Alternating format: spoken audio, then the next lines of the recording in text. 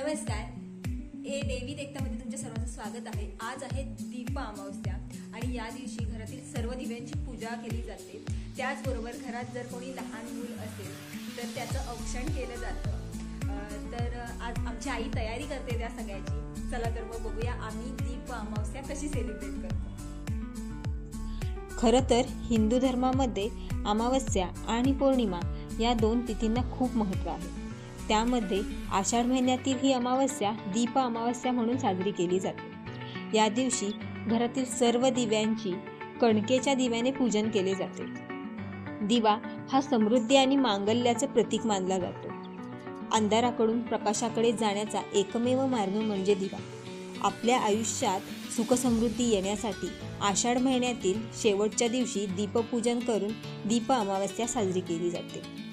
त्याचबरोबर या दिवशी घरातील लहान मुलांना देखील औक्षण केले जाते. त्यांच्या सुखसमृद्धीसाठी आणि दीर्घायुष्यासाठी त्यांचे औक्षण केले जाते.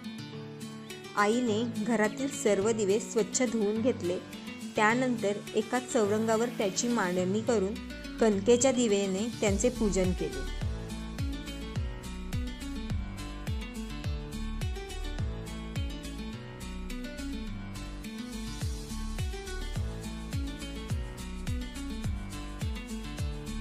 दीपपूजन झाल्यानंतर आईने बाळाच्या सुख समृद्धीसाठी आणि भरभराटीसाठी त्याचे औक्षण केले.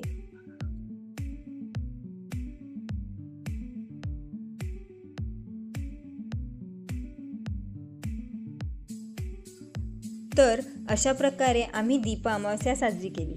याचबरोबर मी इथेच थांबते आणि तुम्हाला हा व्हिडिओ कसा वाटला हे नक्की मला कमेंटमध्ये सांगा. तसंच तुम्ही दीप अमावस्या कशी साजरी करता हे देखील आम्हाला कमेंटमध्ये सांगा.